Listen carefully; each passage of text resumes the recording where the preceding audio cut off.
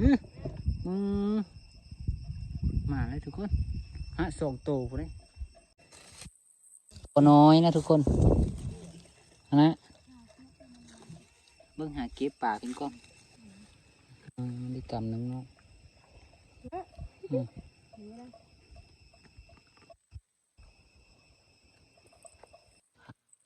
ปลาเข่งเขามันหนอดองเอาเลยดองเอาเลยทั้งนั้นปลาก้าบ่อนี่นะตุยเนาะ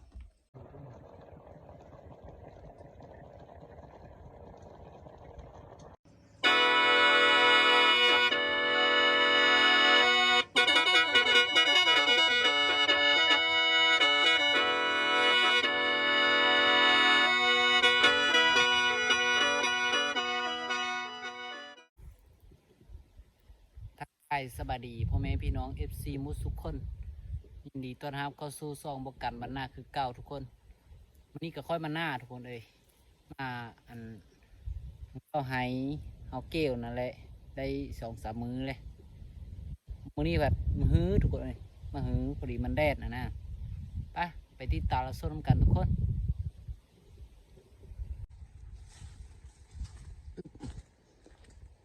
อันนี้ก็เอาคนมือว่านี่ทุกคนได้หลายตัวได้กองใหญ่นี่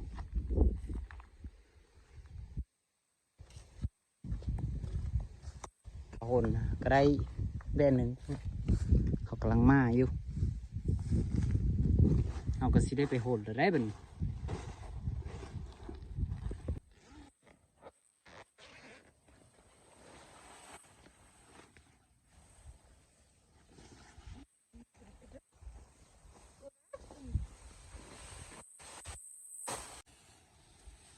สั้นเอาก็ได้น้อยปลาเอาลายก็ได้น้ำไม่ได้หลายมีแค่ได้เอาแหนยาวก็ได้หลายพูดเห็นยาวกันได้หลายเนาะเห็นสั้นได้น้อยปุ๊บตัวได้ตัวนี้พอแล้วหลายแล้วแหนยาไปวแบบนี้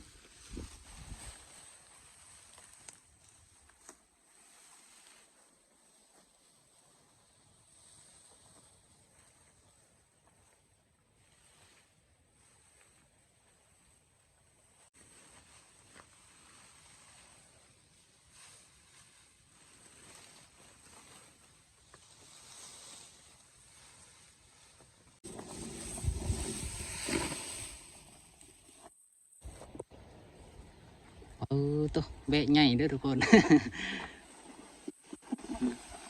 โอ้ใหญ่แบะใหญ่ก็แล้วไหวทุกคนเลย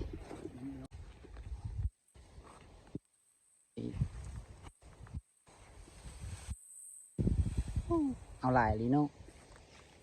หลายตัวนี้สั้นอะไรเห็นยากสิเอาลายแล้วต่อไม้ต่อเจ้า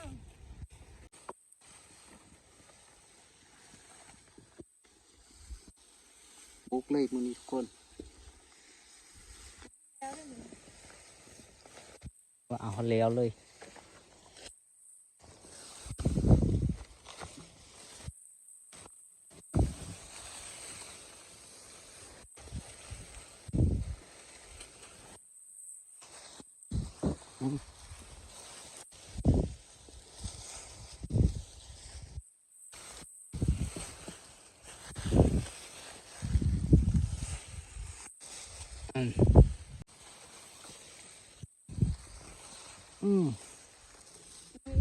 อี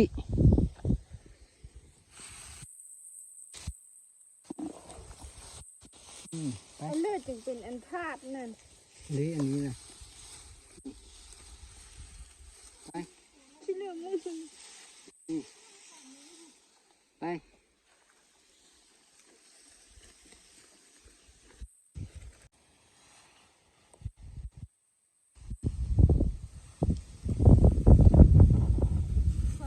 พอละ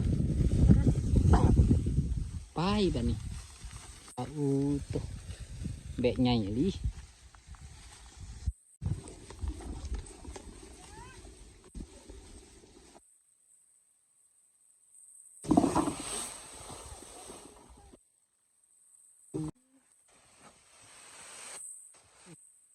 นอนพร้อมเกือบกระหาด รุด เรียกว่าหาดเกือบรุดเปิดเก็บต้นไม้ต้นรุดเนาะ อันนี้เก็บของแท้แล้วเนี่ย ของแท้บ่ ชื่อเท่าลือว่าของแท้เนาะได้บ่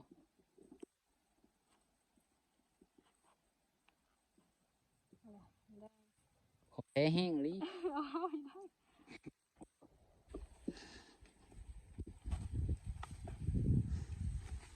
เป็นนั่นแหละความรู้สึก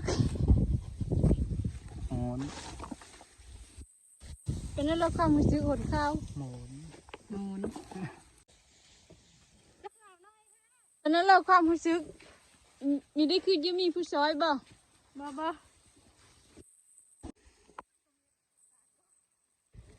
อันนี้เฮาสิไปหนข้าวอีรอบนึงเฮาหนอยู่โน่นนั้นนี่หนมานี่แล้วกับพี่นี่แล้วต่อไปเฮาสิไปหนอยู่วู้นตอนนี้เฮากะหนมาแล้วเลยเนาะเฮากะจะเล่นเนาะทุกคนเนาะห่านคนเล่นเฮากะนี่เหมาะสมอยู่กับการเล่นข้าวนี้เขาคือเป็นผู้สูงกว่ามือเจ้าความไวหนองสาใหญ่เพิ่นเป็นผู้สาใหญ่เมืองอัสสพรนะเล่นเนาะทุกคนเนาะขอถามได้เนาะความรู้สึกไปแข่งเฮินชนะนั่นมันเป็นแนวเลยเนาะ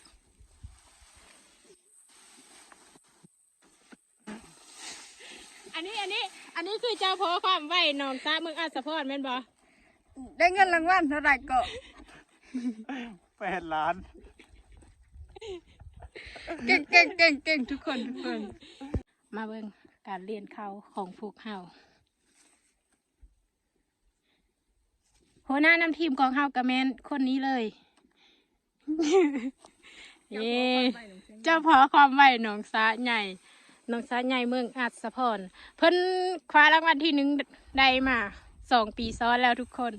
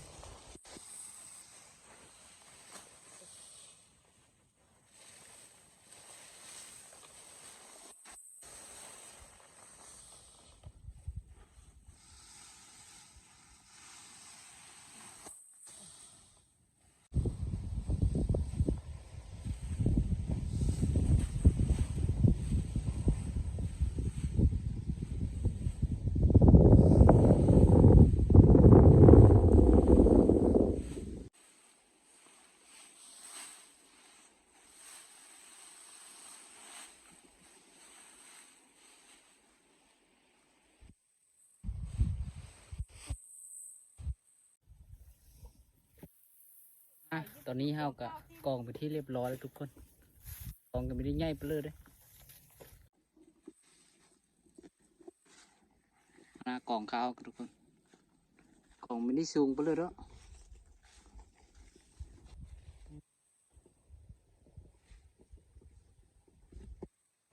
พอมีใหญ่ก็ใหญ่พอสมควร นี่ก็กำลังหูดข้าวอยู่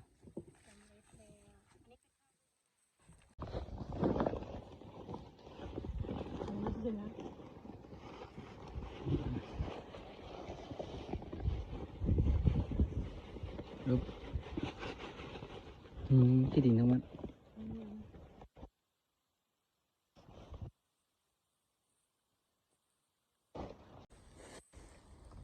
ใช้ช่วงนี้วะ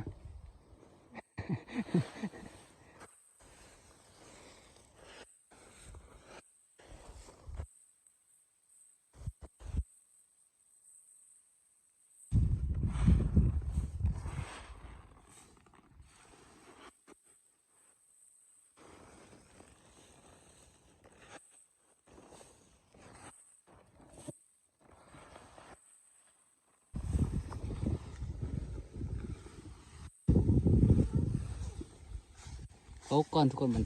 ยัดฝนตกห้าม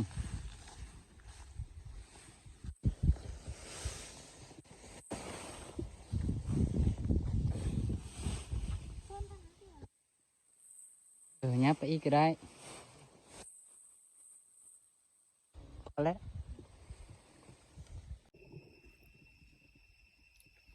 บัดนี้ก็เฮาอ้อมาเลยทุกคนเลยแล้วกับไปหากินมาหาตึกป่าน้องนี่แหละทุกคนเลยแห่เขาก็ได้จักสีได้หรือบ่นะทุกคนไปติดตามรับสู้น้ำกันทุกคน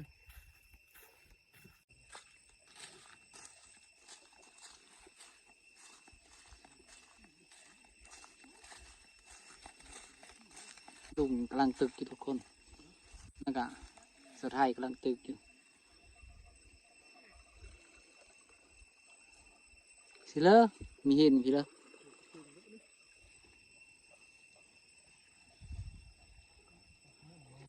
นั่นสิถือแต่ปลาขมนข่าวกระจ๊ะ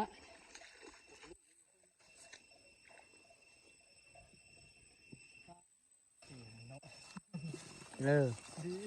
โอ้โหปลาขมนข้าสิน้อง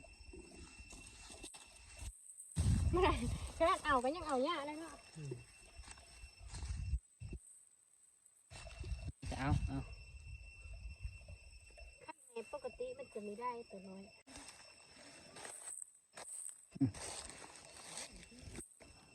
ตั้งวันนี้ก่อนสิเลิกปลาน่ะตุ๊ดองเลยทุกคนปะคอ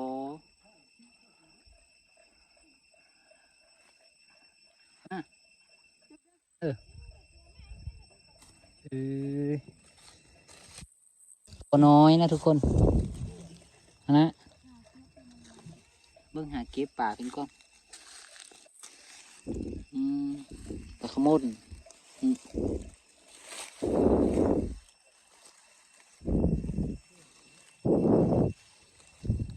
นะ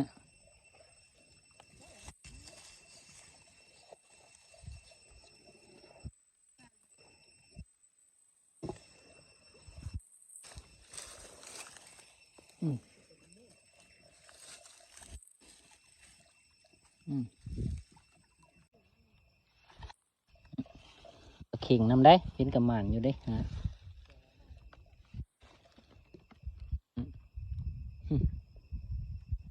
ย่อมึงดูเอ้ารอดเลย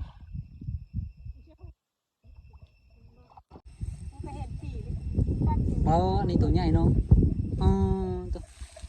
ตัวได้น้อยดิตัวบ้าใหญ่ขนาดปิงขาวตัวได้น้อยที่สุด2 นิ้วจับมาให้นเลยดีได้แต่หอยเขาก็ได้มาหมูเด้ง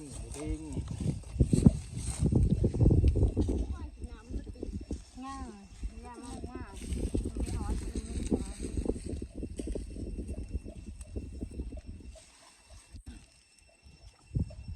นนี่ก็หอย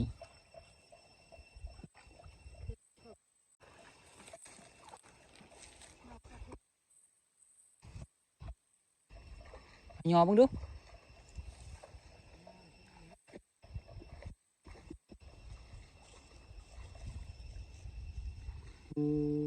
บ่ถึกยัง เ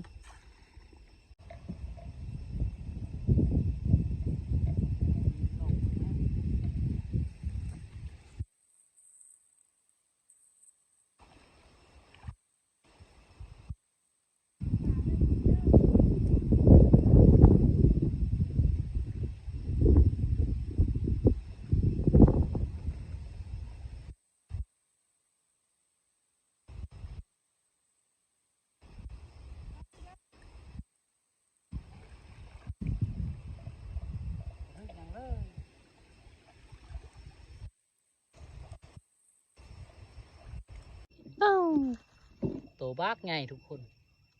ปิ้ง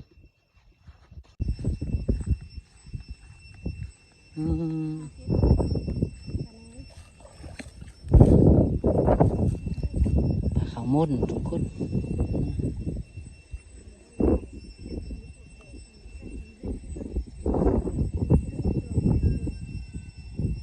แล้วก็ปลาซิวปลาน้อยนะ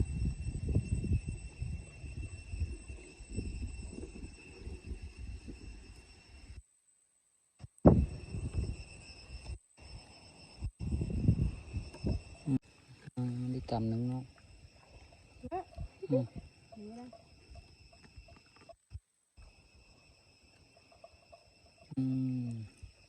มัน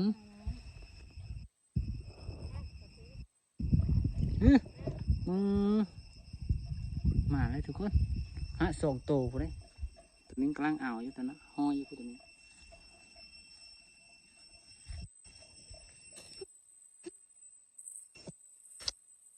นี่แหละ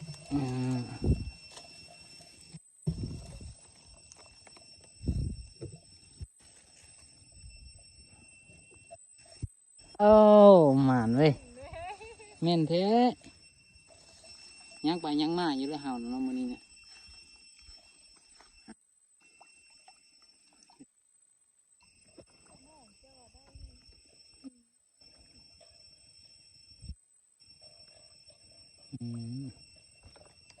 สวยงาม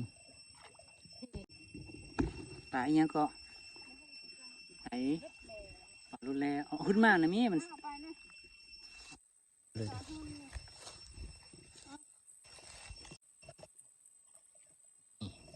มันจะมืนนะ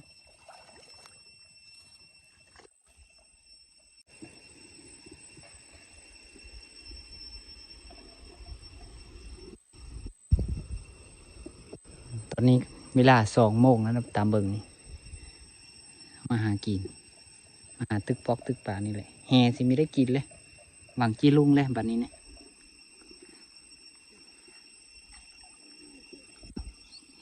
ป่าบอลอยู่นี่เคยจีลุงอะไร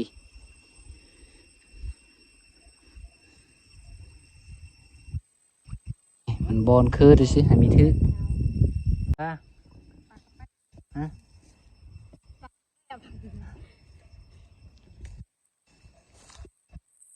กระเดิดเป็นปลากระเดิดนะทุกคน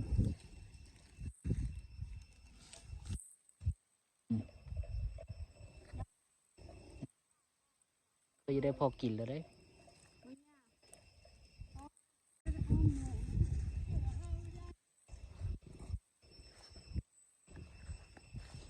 ปลาเฮาก็เริ่มมีได้แล้วทุกคนจากแนวเลยเด้อเจ้าในกระโซนของมือแล้วเอาลงมึงบนนี้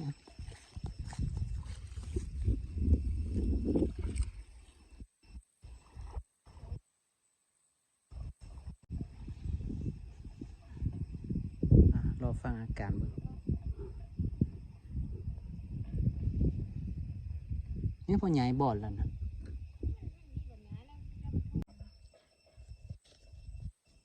เอามึงดู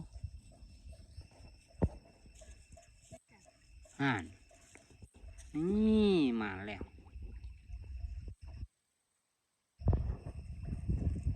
มามึงดูปุ๊บปลาหางแดงวะ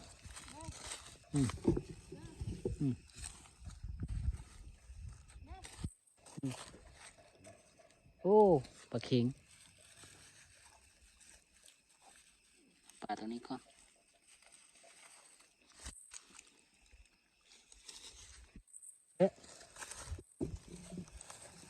หมาเยอะกิน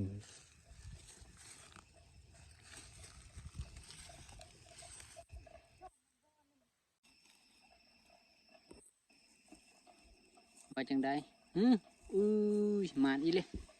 ป่ามันยังน้อดูมาดูแห้งแท้นี่ปางแดงนี่เลย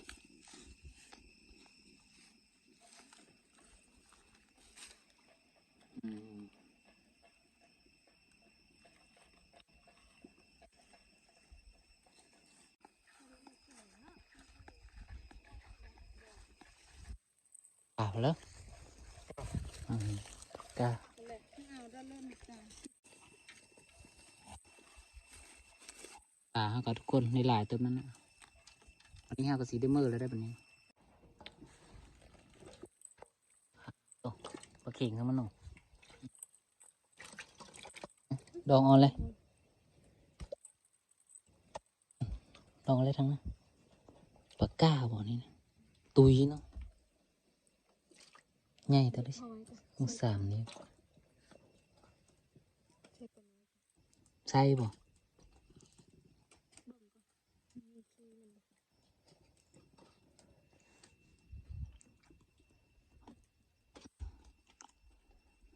เก่งกับตัวไม่ใหญ่ไปเลยเนาะ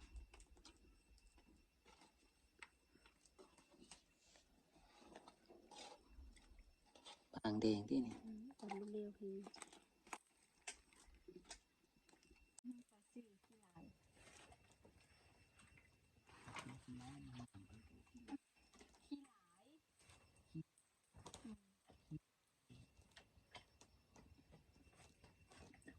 ไม่ชอบกินว่ะ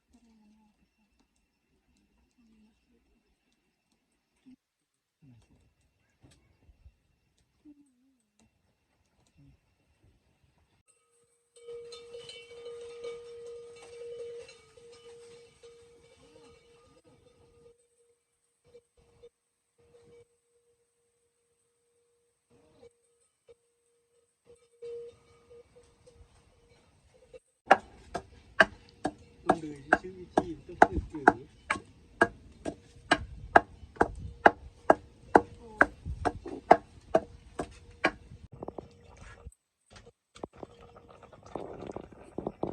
ทานอะไรเลย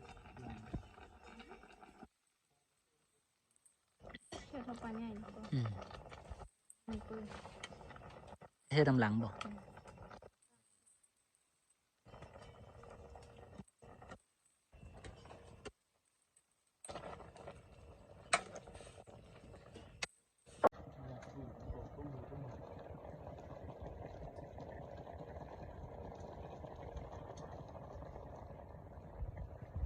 ที่ไหนล่ะวะ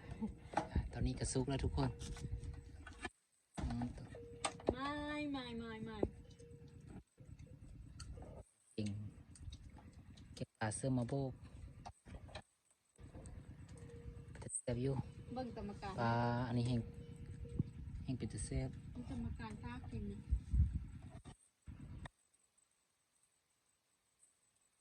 เพิ่นบ่นะ อ้าวบัดนี้เอาเลยมาทุกคนกินข้าวบัดนี้แล้วเลยกินพากันกินข้าวอยู่ฮะ แซ่บจับได้ต่อนี้จังโมง ประมัน2 โมงครึ่ง 3 โมงนะ กินข้าวนี่ก็หนข้าวไม่ได้เลยเนี่ยแล้วยุ่งๆไปเลย อันลี 3 โมงย่าง